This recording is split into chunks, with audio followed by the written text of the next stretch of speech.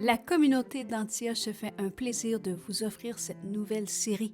Nous vous souhaitons une excellente écoute. Puissiez-vous grandir dans votre compréhension de la grâce de Dieu.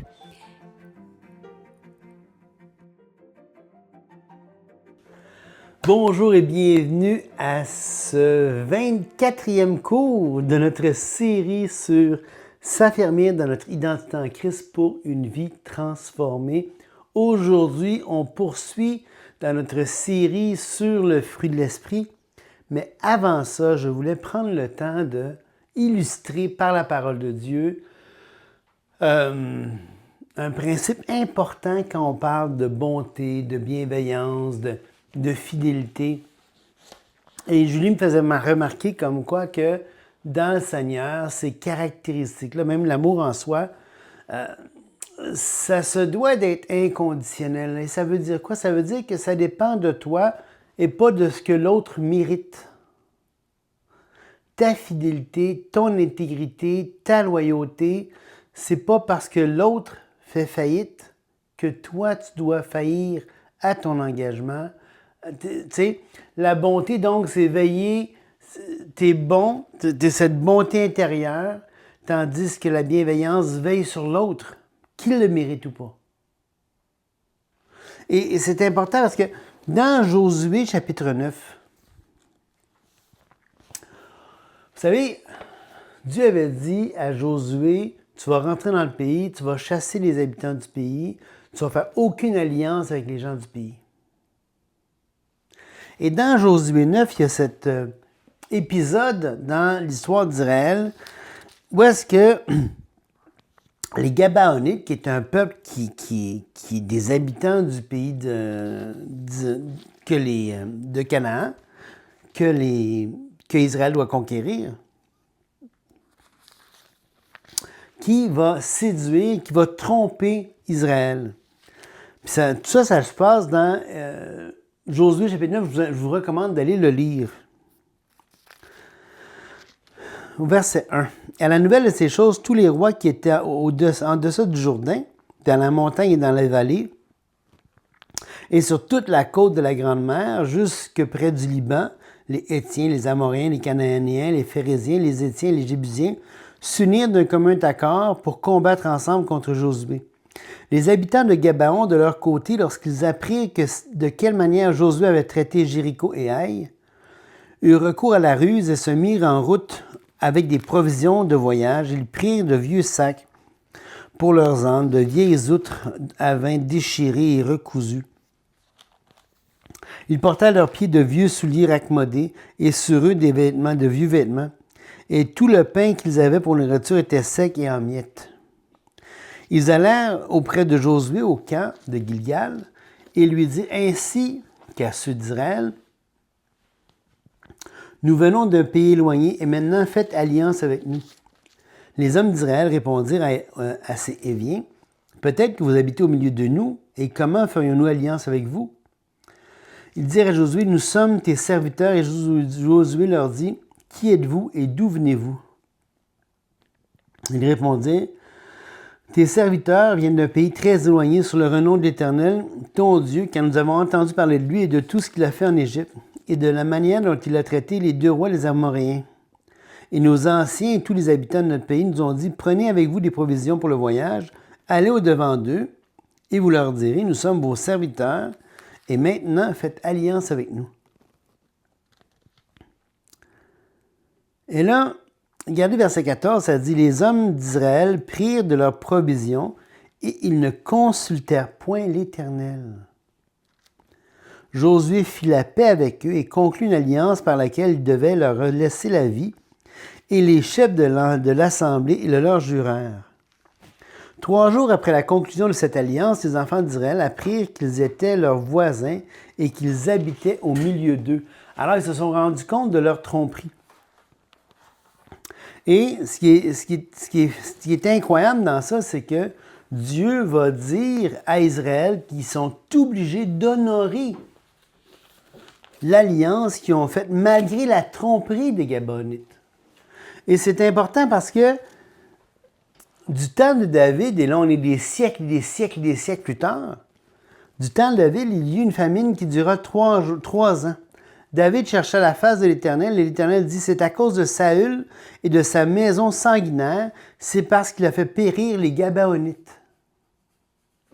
Alors, Dieu va juger Israël des siècles plus tard parce que Saül n'avait pas honoré l'alliance que Josué avait faite avec les Gabaonites, malgré le fait que les Gabaonites avaient menti et avaient utilisé la ruse pour que cette alliance-là soit ratifiée.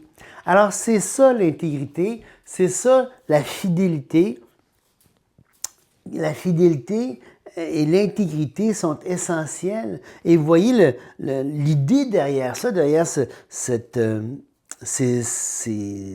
épisodes-là de l'histoire d'Israël, comment est-ce que ça montre de quelle sorte de caractère le croyant, la sorte de caractère que le croyant doit avoir dans la manifestation de cette intégrité, dans la manifestation de cette fidélité-là. Et ça m'amène à parler de la douceur. Excusez. La douceur ici, praotes, c'est une force maîtrisée. Il y a vraiment une mauvaise compréhension dans notre entendement, dans la compréhension du mot douceur. La douceur en grec ici, c'est praotes et c'est souvent très mal compris. Dans la pensée moderne, elle évoque souvent la faiblesse, la mollesse de caractère. Mais bibliquement, la douceur, c'est quoi? C'est la force qui est maîtrisée par amour. Donc, ma force, ma détermination, ce que je suis, cette force-là, je me maîtrise par amour pour l'autre. C'est la capacité de rester calme et bienveillant dans la tension, d'exercer l'autorité sans brutalité, de défendre la vérité sans arrogance. C'est ça la douceur. Donc c'est une force qui est maîtrisée devant l'injustice, devant l'iniquité, devant tout ça. Je suis capable d'exercer, d'être bien, de demeurer bon, de demeurer bienveillant. Pensez à l'épisode justement avec les Gabaonites. Dieu, malgré ce que les Gabaonites ont fait, va honorer lui-même l'alliance que le peuple d'Israël va faire avec les Gabaonites. Donc, le terme praos, donc d'où vient praotes, était utilisé pour décrire un cheval qui était dressé, puissant, mais obéissant à la main du cavalier. Donc, c'est une force qui est encadrée, c'est une force qui est maîtrisée. La douceur, c'est la puissance cette puissance-là qui est encadrée, qui est canalisée.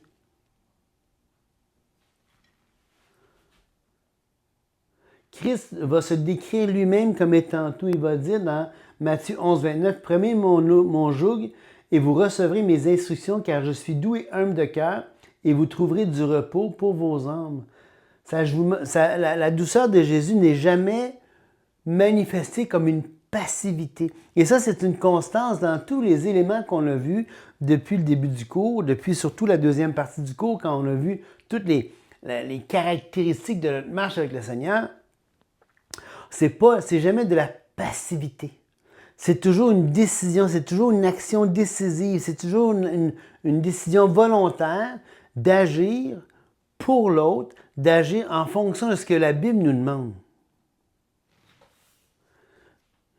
Même si Jésus va pleurer sur Jérusalem, il va bénir ceux qui le maudissent, il va reprendre les gens. La douceur de Christ, c'est un équilibre entre la compassion et la justice. C'est une douceur, c'est une puissance qui est canalisée. Dans le but de quoi? De manifester la grâce, la bonté, la bienveillance de Dieu, la douceur. C'est ça le praotes. C'est ça que ça veut dire dans Galates 5, 22 quand il parle de la douceur. C'est vraiment pas de la mollesse, bien au contraire. C'est une attitude qui est... c'est une attitude de persévérance, c'est une attitude, je reconnais ce que je pourrais faire, mais je canalise cette énergie-là, je canalise cette puissance, cette force-là pour agir dans la droiture, pour agir avec justice, pour agir selon ce que Dieu me demande des choses. Dans Philippiens 4,5, ça dit que votre douceur soit connue de tous les hommes, le Seigneur est proche. Cette exhortation montre que la douceur est visible, elle se remarque dans la manière de parler, de répondre, d'écouter, de corriger.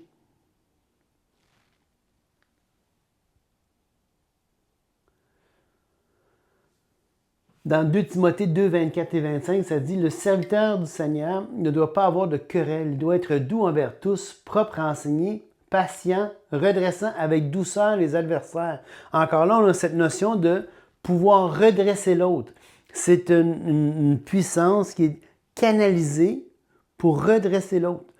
Parfois, ça peut être avec sévérité, mais ça demeure toujours canalisé. Ça déborde jamais. C'est ça, cette douceur-là. Ça peut être sévère, mais dès lors que ça déborde, ce n'est plus maîtrisé.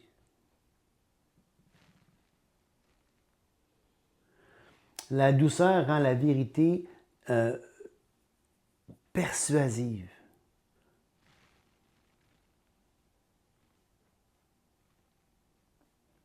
Dans 1 Pierre 3,15, ça dit « Soyez toujours prêts à vous défendre avec douceur et respect devant quiconque vous demande raison de l'espérance qui est en vous. » Encore là, cette défense-là n'est pas molle. Elle n'est pas hésitante. Quand on voit des gars comme Étienne, comme Paul défendre ce qu'ils croient dans le livre des Actes, on voit que ces gars-là, il y avait une colonne vertébrale, on voit qu'il y avait de la vigueur, on voit qu'il y avait de la détermination dans la défense qu'ils avaient de leur foi, mais c'était canalisé, mais c'était pas mou. Il n'y avait pas de mollasse, là. Il n'y avait pas de mollassitude, je ne sais pas comment on appelle ça, mollassitude. Hein? Il y avait vraiment, c'était empreint de comment? Ouais, c'était pas mou. Donc, c'est une force qui est maîtrisée, c'est une autorité qui guérit. Matthieu 11, 29, on va tourner là.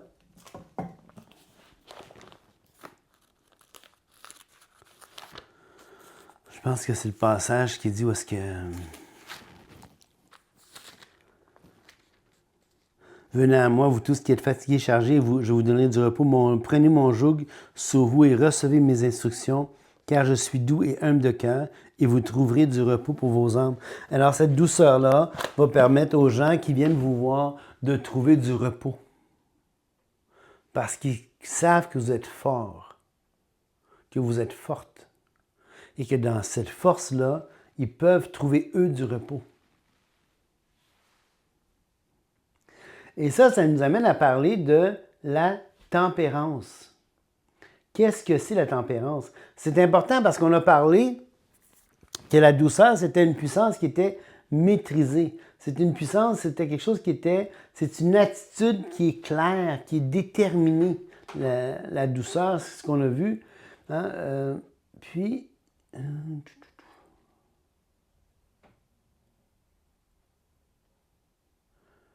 Proverbe 15.1 va dire « Une réponse douce calme la fureur, mais une parole dure excite la colère. » Et donc, ça nous amène à parler de la tempérance.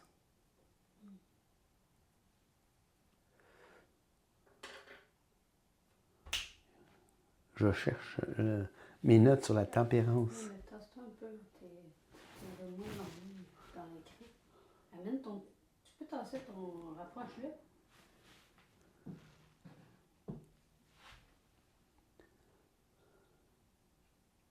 Oui, c'est où la tempérance? Veux-tu que je l'arrête? Mais pause. Donc, la tempérance qui se traduit souvent le mot ekkrateia, c'est la maîtrise de soi, c'est une discipline spirituelle. C'est dans 1 Corinthiens 9, 25. On va tourner là dans 1 Corinthiens 9, 25.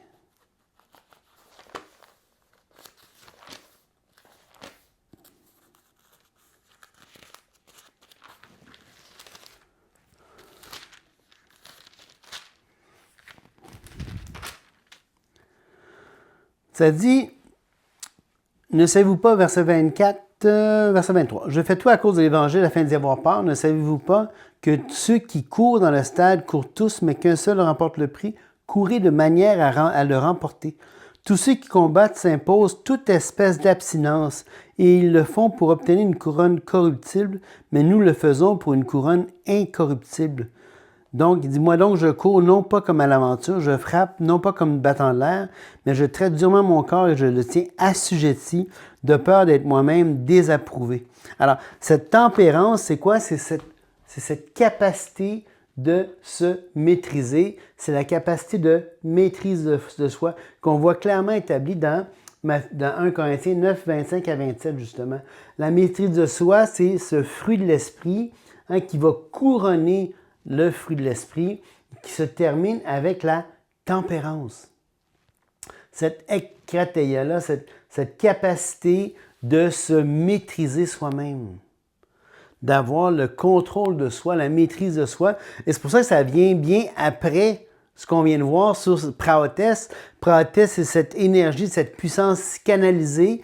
Bien, justement, c'est comme l'envers de la médaille de la maîtrise de soi. La maîtrise de soi, c'est donc je me maîtrise, je suis capable de me garder en contrôle. C'est pour ça que, et ça, c'est un fruit de l'esprit dans notre vie.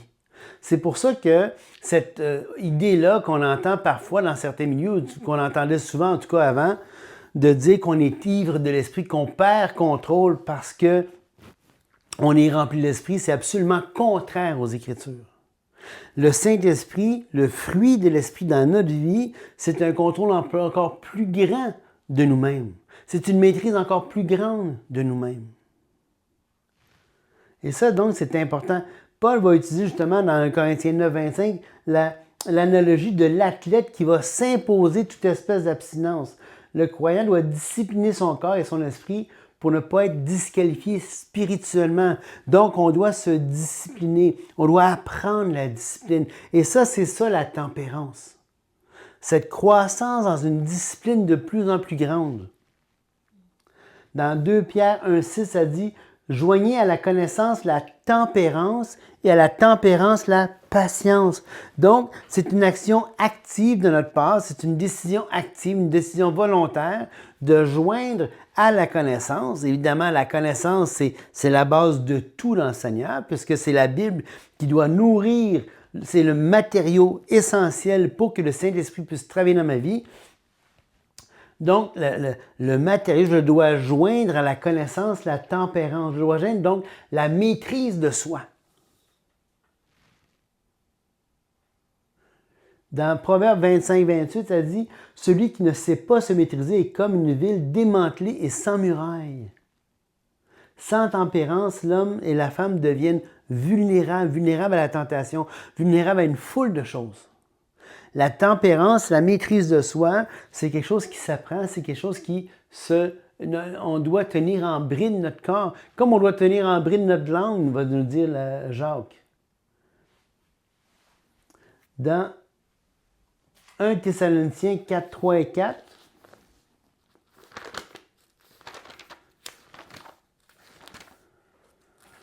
un Thessaloniciens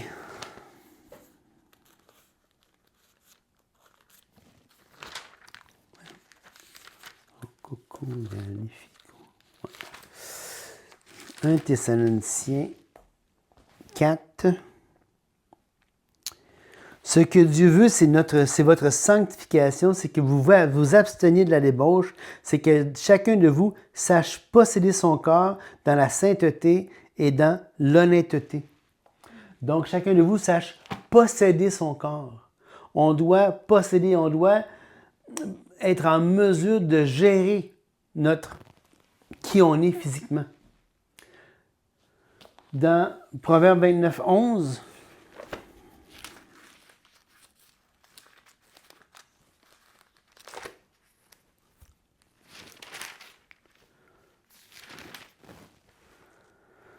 l'insensé met en dehors toute sa passion, mais le sage la contient. L'insensé met en dehors. Donc, l'insensé va se laisser aller à la colère, se laisser aller aux extravagances, laisser aller à toutes sortes de choses, tandis que l'homme sage va contenir tout ça, va se maîtriser tout ça. Dans Jacques 1,19,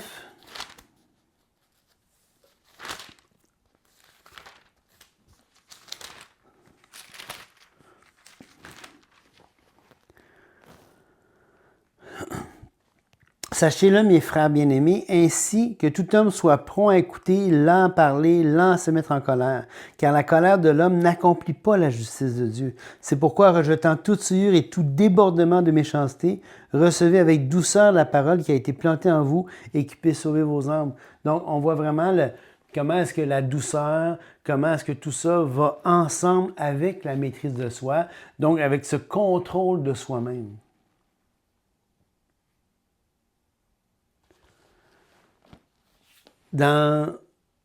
Puis on voit ça régulièrement dans la vie de Jésus, hein, cette maîtrise de soi. Il va résister à la tentation dans Matthieu 4. Il va demeurer calme et silencieux devant les accusateurs dans Matthieu 26, 63. Il va choisir la croix plutôt que la vengeance puis la fuite. Jésus, il est le modèle par excellence de la maîtrise de soi. Donc, il faut vraiment apprendre à se contrôler et à se maîtriser. Encore une fois, l'esprit dans nos vies ne diminue pas le contrôle qu'on a sur nous-mêmes, ne nous rend pas ivrognes, ne nous rend pas ivres de l'esprit, bien au contraire, va augmenter notre capacité à se contrôler, notre capacité à se maîtriser.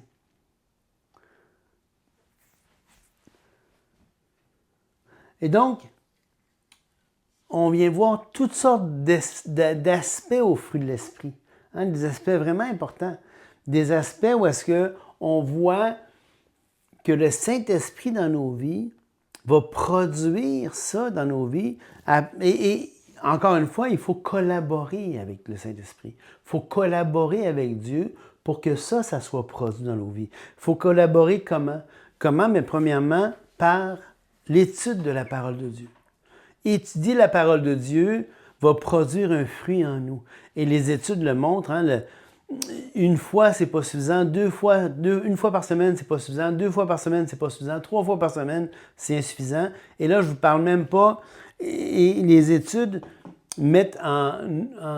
font une distinction entre aller à l'église et étudier la parole de Dieu. Si tu pries, si tu vas à l'église ou si tu étudies la parole de Dieu, si tu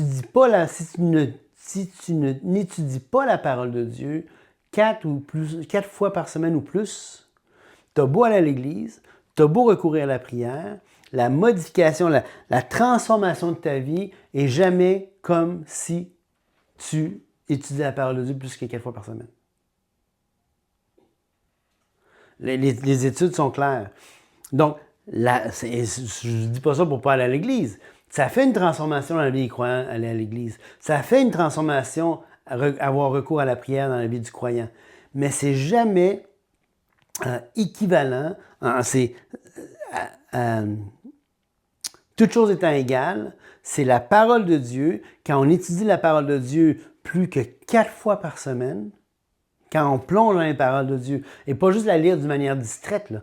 Quand on plonge, quand on interagit, quand on questionne, quand on réfléchit sur la parole de Dieu, plus que 4 fois par semaine, c'est là que notre vie se transforme. Puis la différence, elle est phénoménale. Donc, on doit donner ce matériau-là au Saint-Esprit. Ensuite, on doit avoir recours à la prière. On doit se rassembler le plus souvent possible. Et on doit collaborer, on doit être d'accord pour voir ces transformations-là avoir lieu dans nos vies. Parce que c'est pas évident d'accepter de développer la fidélité, l'intégrité dans nos vies, sachant que ça veut dire que je suis redevable, moi, à Dieu, à respecter mes engagements, même si l'autre ne le fait pas. Ça ne tente pas à tout le monde de développer ça dans sa vie. Il y en a qui trouvent ça injuste de faire ça. Il y en a qui trouvent ça, qui Tu sais, c'est comme le pardon, de développer le pardon dans nos vies, de pardonner l'autre. Il y en a qui se disent, je ne veux pas pardonner parce que je ne peux pas laisser l'autre aller partir de même sans que, tu sais, il paye. C'est moi qui paye la conséquence. Il y en a qui, ça ne leur tente pas de voir Dieu développer le pardon dans leur vie. Ils vont en assumer l'amertume et la conséquence de l'amertume. Mais ils n'acceptent pas pour de mauvaises raisons. Pour ça qu'étudier la parole de Dieu va justement contrecarrer ça, va être l'antidote qui va faire en sorte que je ne développerai pas ces mauvais raisonnements dans ma vie. Okay? Donc, évidemment, on aurait pu développer et parler de toutes sortes de vertus additionnelles. Mais il y en a une que j'aurais aimé développer avec vous en terminant. C'est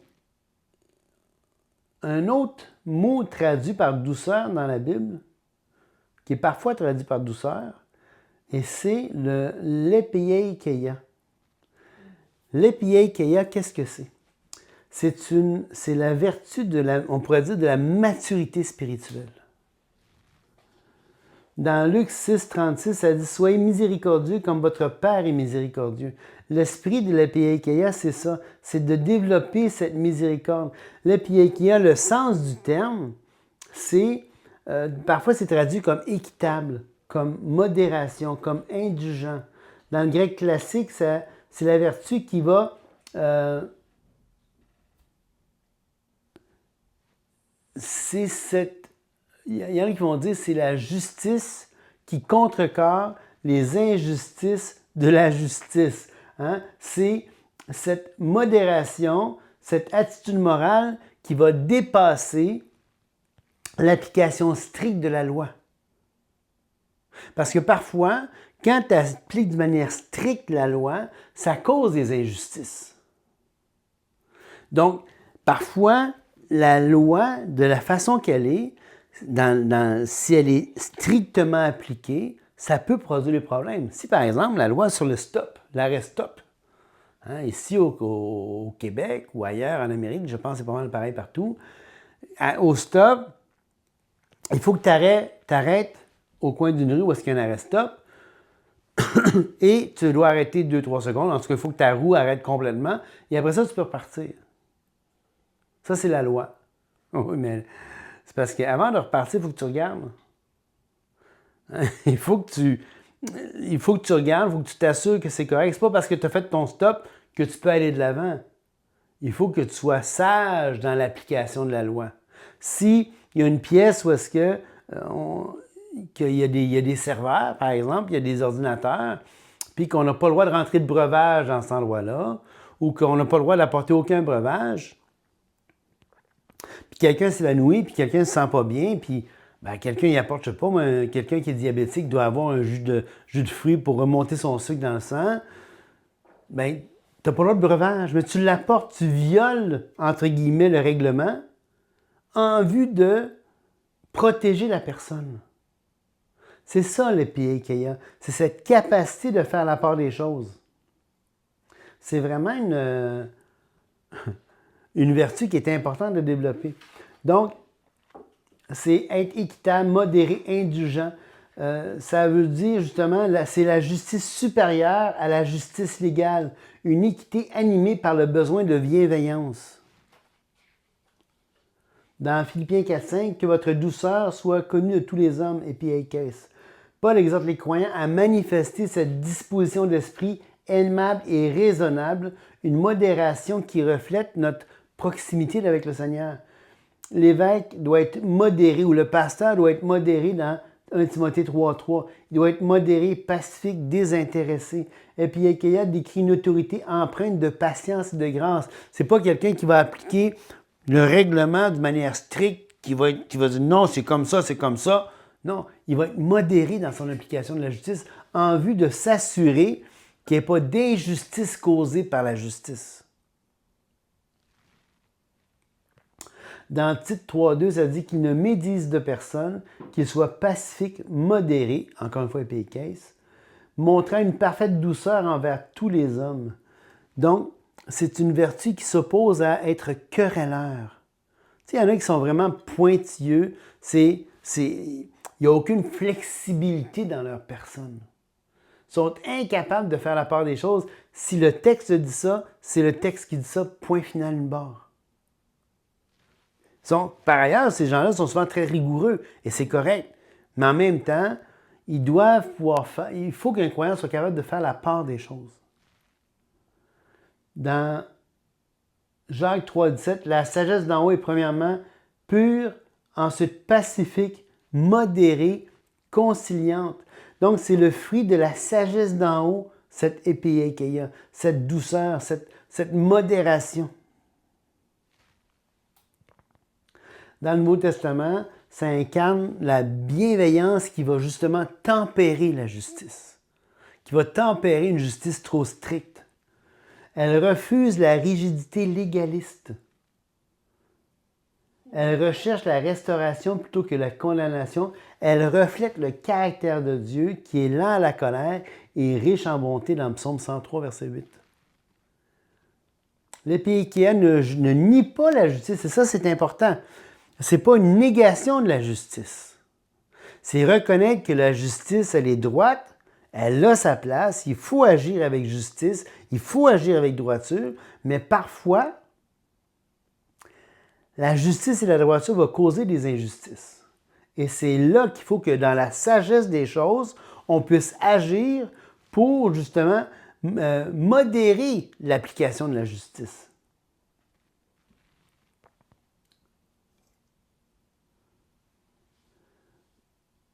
C'est pour ça que Paul va parler dans 2 Corinthiens 10.1 de la douceur et de la bienveillance de Christ. Ça fait partie du caractère de Dieu, cette bienveillance-là, cette epieikeia-là.